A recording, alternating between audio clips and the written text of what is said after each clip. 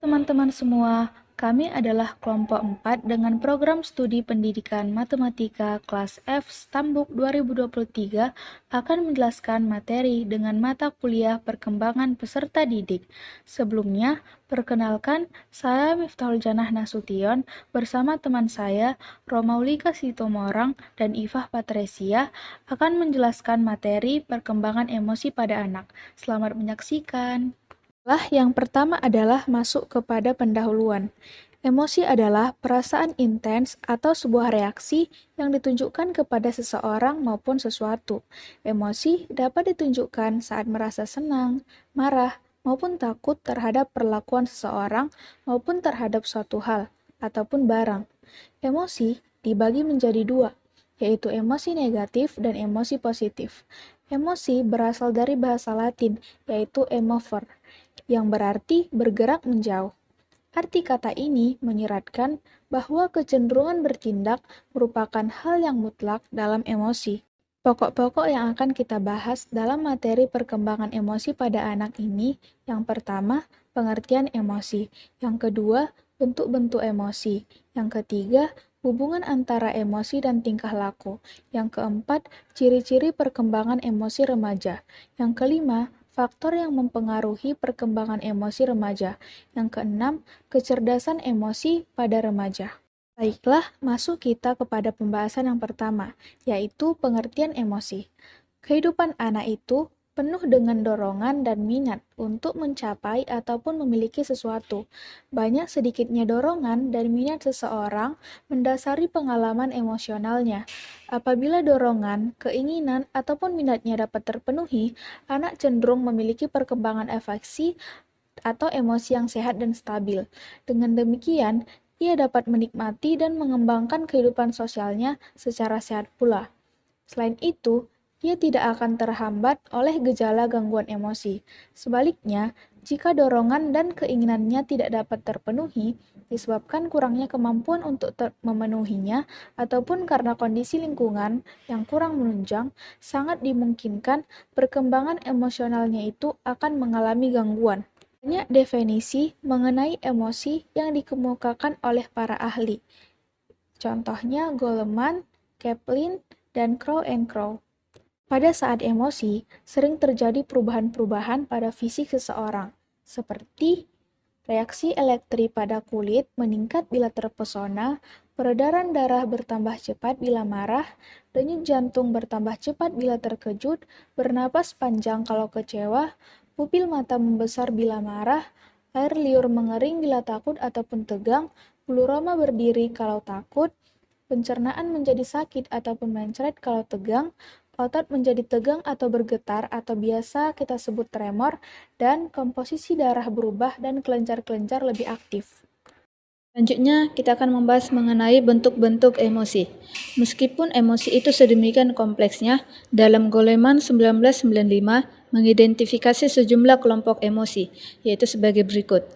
A. Amarah, B. Kesedihan, C. Rasa takut, D. Kenikmatan, E. Cinta, F. Terkejut, G. Jengkel, dan H. Malu.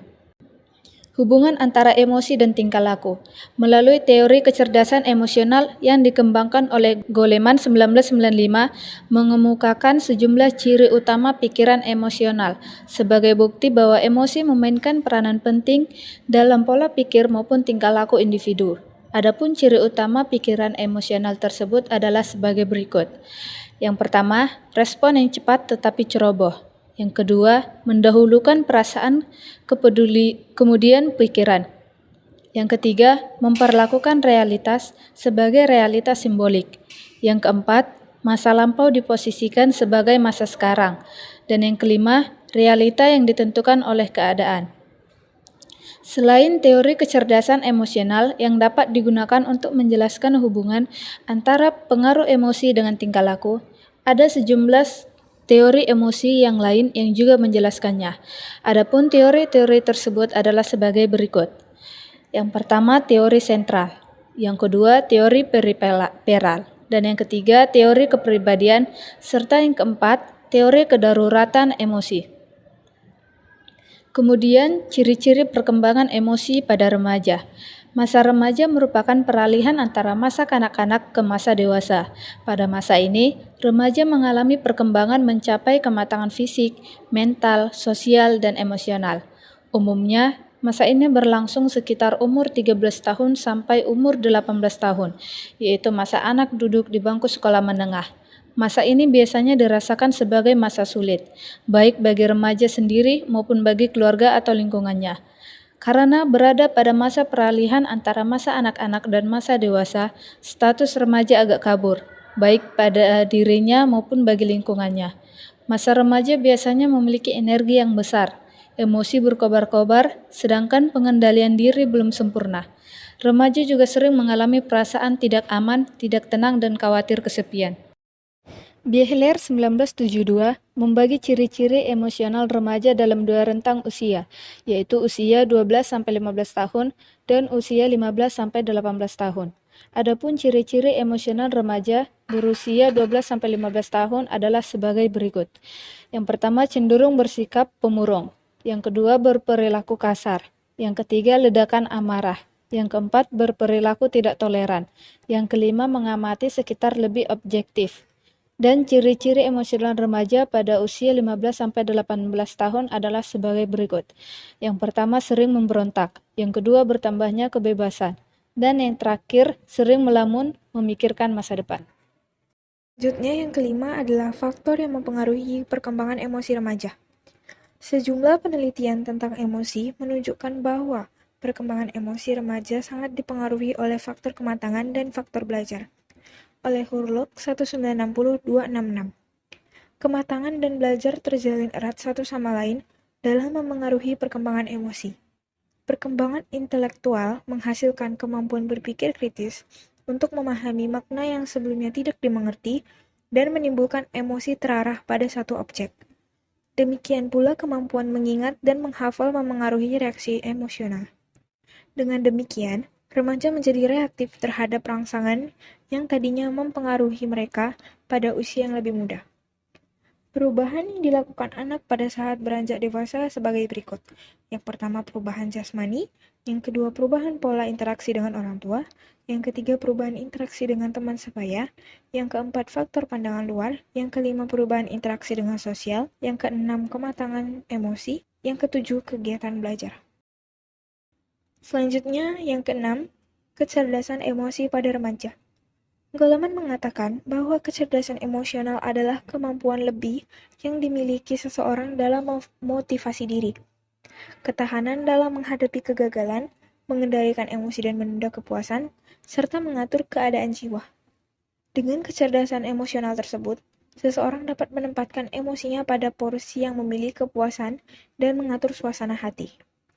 Goleman 1995 mengungkapkan 5 wilayah kecerdasan emosional yang dapat menjadi pedoman bagi individu untuk mencapai kesuksesan dalam kehidupan sehari-hari, yaitu sebagai berikut. Yang pertama ada mengenali emosi diri, yang kedua mengelola emosi, yang ketiga memotivasi diri, yang keempat mengenal emosi orang lain, yang kelima membina hubungan dengan orang lain. Kita sampai pada kesimpulan. Emosi adalah pengalaman efektif individu yang menyesuaikan diri tentang keadaan mental dan fisik dan berwujud suatu tingkah laku yang tampak. Melalui hal yang dikemukakan oleh Jali 2008, para peneliti menemukan bentuk-bentuk emosi pada reaksi perubahan fisik tertentu seperti rasa takut, marah, bahagia, jijik, sedih, terkejut, hingga merasakan cinta.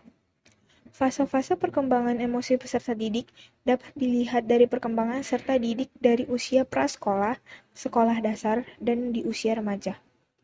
Masa remaja dianggap sebagai periode badai dan tekanan, suatu masa di mana ketegangan emosi meninggi sebagai akibat dari perubahan fisik dan kelenjar. Perkembangan emosional juga dapat dipengaruhi oleh adanya gangguan kecemasan, rasa takut, dan faktor-faktor eksternal seperti lingkungan. Gangguan emosi dapat menjadi penyebab kesulitan berbicara, misalnya seseorang kesulitan berbicara saat berdiri di depan panggung. Sekian penjelasan kami mengenai perkembangan emosi pada anak. Akhir kata kami mengucapkan terima kasih. Semoga bermanfaat.